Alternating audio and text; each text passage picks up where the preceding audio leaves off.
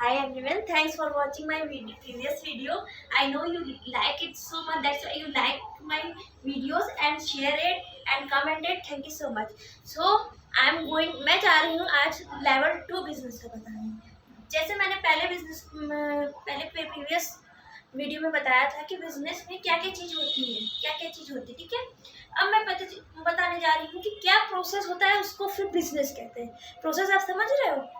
जैसे कि हम कुछ भी खाते हैं तो धीरे धीरे हमारा प्रोसेस होके किडनी लिवर पास होके डाइजेस्ट हो जाता है। वैसे ही बिजनेस में भी एक सिचुएशन रहती है, वो प्रोसेस चलती रहती है। जैसे हमारा शरीर चलता रहता है वैसे ही हमारी ये प्रोसेस चलती रहती है। बिजनेस में सर्कुलर प्रोसेस रहती है क्योंकि नेवर एंडिंग होती है।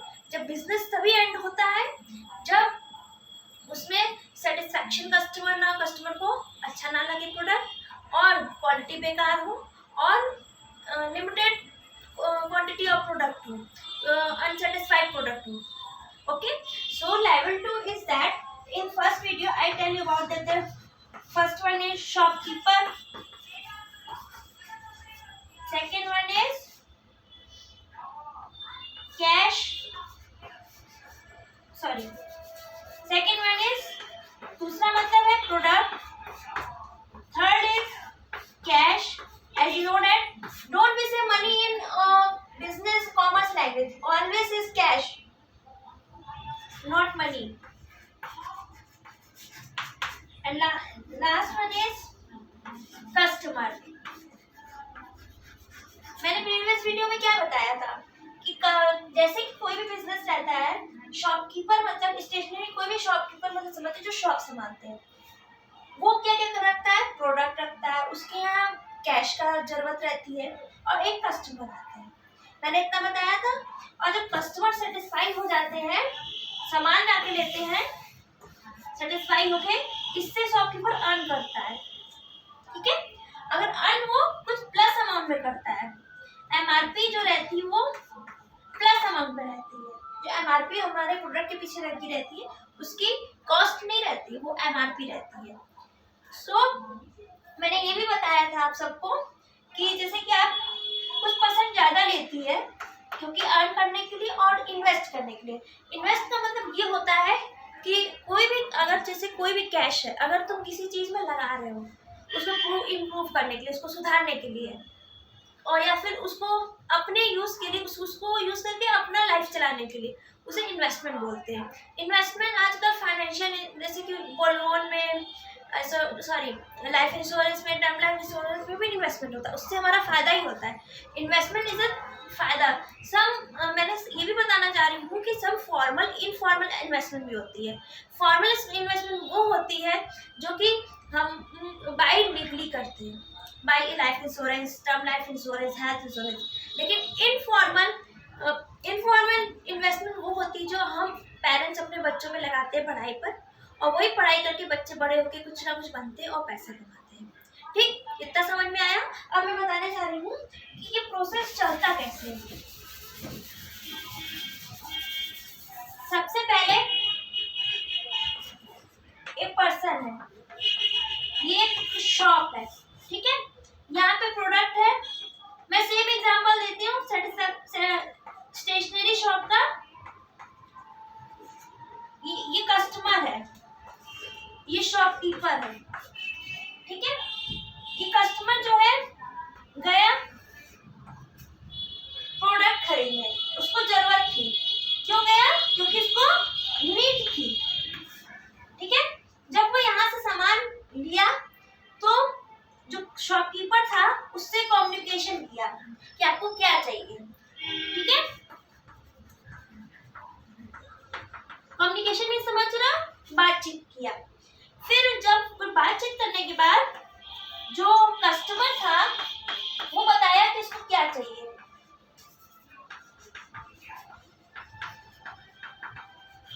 क्या रिक्वायरमेंट, क्या जरूरत, ठीक है। उसने जब बताया तो शॉपकीपर ने क्या किया, शॉपकीपर ने अपनी एनर्जी लगाई। एनर्जी कैसे लगाई? वो ऐसा तो नहीं, कहीं पे भी हम लोग सामान लेने जाते हैं तो शॉपकीपर अपना हेल्थ यूज करता है, अपना एनर्जी यूज करके वो प्रोडक्ट को उस जहाँ भी प्रोडक्ट है उसको उठा के कस्टमर को देता है। लास्ट स्टेप में क्या होता है, जब कस्टमर को सामान मिल जाता है फिर वो पेमेंट करता है कैश। कैश इसको पेमेंट करता है, फिर कस्टमर कैश पेमेंट करता है। इतना समझ में आया? अब मैं इसका साइकिल बताना चाहती हूँ। क्या मैंने समझाया? एक कस्टमर रहता है, वो जाता है शॉपकीपर के पास, प्रोडक्ट देखता है, फिर शॉपकीपर उससे बात करता है, फिर बात करके पूछता है उसको क्या चाहिए, फिर वो जानने के बाद अपनी एनर्जी लगा के वो सामान देता है। फिर देने के बाद वो ऑटोमेटिकली जब वो देगा तो कस्टमर उसको कैश देता है, और जब वो कैश देता है तो वो कैश सीधा शॉपकीपर के पास चला जाता है। ये प्रोसेस एंड हो जाता है, लेकिन ये प्रोसेस रिसाइकिल भी होता है, ये हमेशा चलता रहता है। जैसे मैंने आपको थोड़ी देर पहले बताया, जैसे कि कुछ भी हम लोग खाते हैं वो डाइजेस्ट हो जाता है, लेकिन वो डाइजेस्ट हो जाता है, लेकिन वो ऐसा नहीं कि एक बार खाने से हमेशा हमेशा के लिए जी सकते हैं। डाइजेस्ट हो जाता है, हमें तुम्हें दोबारा जरूरत होती है। तो same in business like shopkeeper, this is a shopkeeper, okay. आप माइंड में ये रखिएगा, मैं स्टेशनरी शॉप की ही एग्जांपल दे रही हूँ क्योंकि वो बेस्ट एग्जांपल है, क्योंकि स्टेशनरी शॉप हम लोग पढ़ाई से रिलेटेड जाते हैं, तो वो यूज़ हम करते हैं क्यों, पढ़ाई करने के लिए। तो जो पढ़ाई करने के लिए करते हैं वो भी हमारा इन्वेस्टमेंट है, ठीक है। शॉपकीपर है, वो अपना दुकान खोला है, कैश लगाया है, प्रोडक्ट खरीदा है, फिर क्या होता है, फिर कस्टमर आता है, कस्टमर आता है, ठीक है। फिर कस्टमर कम्युनिकेशन करता है, कम्युनिकेशन करने के बाद जो शॉपकीपर है उसको सर्विस देता है। जो एनर्जी हम लोग बिजनेस में लगाते हैं, बिजनेस को चलाने के लिए, उसको सर्विस कहते हैं। चाहे वो होटल हो, होटल में वेटर लोग सर्विस लगाते हैं, मैनेजर सर्विस लगाते हैं, बाय कंप्यूटर बिलिंग बनाते हैं। तो सेम सर्विस प्रोवाइड करती है एनर्जी, क्योंकि बिना एनर्जी के कोई बिजनेस नहीं चल सकता। अगर मनी होगी तो आप एम्प्लॉय रखेंगे, मतलब दुकानदार में चलाने के लिए लोगों को रखेंगे, लेकिन उन लोगों को रखने के लिए जो पैसा कमाते हैं उनको भी, ओनर को भी एनर्जी यूज करनी पड़ती है, चाहे वो जितनी भी इन्वेस्टमेंट करते हैं, कितना भी करते हैं, ठीक है।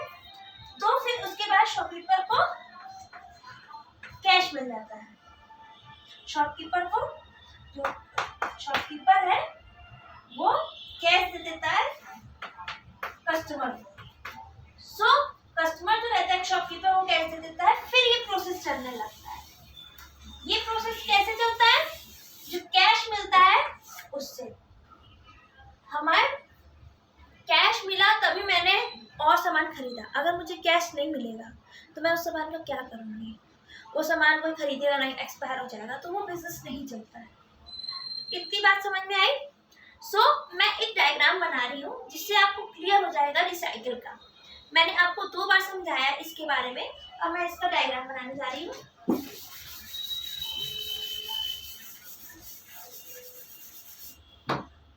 कैश, कैपिटल मीन्स वो होता है जो पैसा हम लोग बिजनेस में लगाते हैं। Invest money in business, business फिर क्या करता है, शॉपकीपर परचेज करता है और शॉपकीपर सेल करता है और कस्टमर परचेज करता है। इसके बाद ये प्रोसेस होता है जो सर्विस देता है, सर्विस के बाद कैश। सेम थिंग आ गई, समझ में आया? कैपिटल लगा, बिजनेस खुला, बिजनेस लगा, सेल हुआ तो शॉपकीपर सेल किया और परचेज किया। कैसे परचेज किया? सर्विस की हेल्प से। फिर सर्विस जब वो दिया तो उसे कैश मिला, फिर वो कैश का कुछ अमाउंट वो इन्वेस्ट करता है, फिर और कुछ अमाउंट वो इन्वेस्ट करता है अपने उसमें, और कुछ अमाउंट को वो डेली नीड्स पूरी करने के लिए करता है। ठीक है, जरूरी नहीं कि वो 50-50% यूज करे। अगर वो अपना बिजनेस ज्यादा चलाना चाहता है, बड़ा करना चाहता है, तो वो खर्च कम करता है, इन्वेस्ट ज्यादा करता है। अगर वो अपना खर्चा ज्यादा चलाना चाहता है, अच्छे से जीना चाहता है, तो वो इन्वेस्ट कम करता है। अगर दोनों प्रोसेस तभी पॉसिबल हो जब बिजनेस बहुत अच्छे से चलता है। जितना उसने आपने इन्वेस्ट किया उसका दुगना तिगना आपको उतने ही, जैसे कि आपको कोई भी बिजनेस शुरू करने से जितना टाइम लगा, जैसे 1 महीना लगा 50 लाख यूज किए आपने, दूसरे महीने आपने 3 करोड़ कमा लिया, तो वो लाइफ में वो बेसिक नीड भी पूरी करेगा, इन्वेस्टमेंट भी करेगा। So that's finish my video. If you like it, share it and subscribe it. If you understand, अगर आपको समझ में आया तो प्लीज़ मुझे बताइए। अगर आपको कोई टॉपिक के बारे में जानना है तो प्लीज़ मुझसे कंसल्ट कीजिए, कमेंट्स में लिखिए। मैं हमेशा रेडी रहूँगी आपकी हेल्प करने के लिए। Thank you so much.